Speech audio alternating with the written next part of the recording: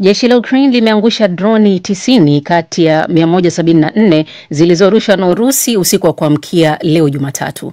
Mashambulizi hayo yalifanyika kwenye mkoa wa Odessa ambako kwa wiki tatu sasa Urusi inazidisha mashambulizi yake. Wakati huo Rais wa Marekani Donald Trump amesema atakuwa na mazungumzo kesho Jumanne na Rais wa Urusi Vladimir Putin kuhusu mzozo Ukraine. Taarifa kamili na Saleh Mwanamilongo.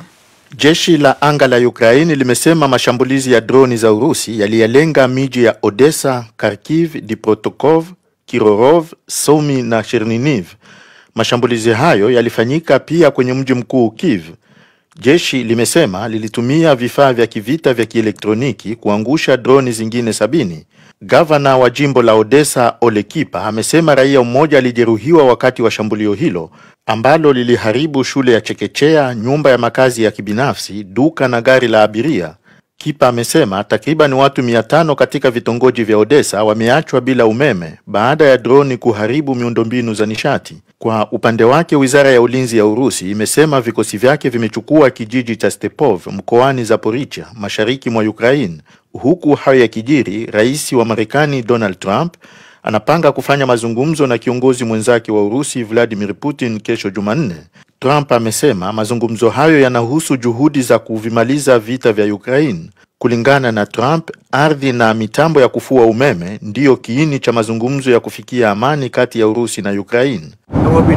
Na tutakuwa tunazungumza kuhusu ardhi, tutazungumza kuhusu mitambo ya umeme. Hilo unajua ndio swali kubwa, lakini nadhani tuna mengi ambayo tayari yamejadiliwa sana na pande zote mbili, Ukraine na Urusi.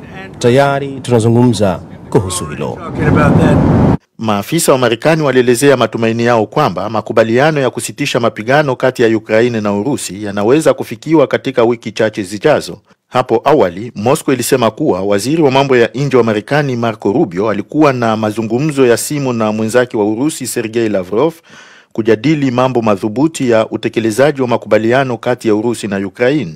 Hata hivyo, waziri wa mambo ya nje wa Ujerumani Annalena Baerbock amemuomba Donald Trump kutofanya makubaliano ya upande mmoja na Vladimir Putin ambayo inaweza kuidhuru Ukraine.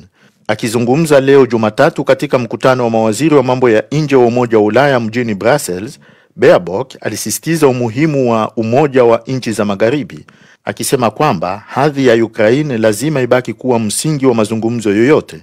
Mataifa mengi ya Umoja wa Ulaya yanaonyesha wasiwasi wake kuhusu mbinu ya Trump katika kufikia makubaliano ya amani baina ya Ukraine na Urusi, ikiwa ni pamoja na shinikizo kwa Ukraine kuachana na mpango wake wa kujiunga na jumuiya ya kujihami ya NATO.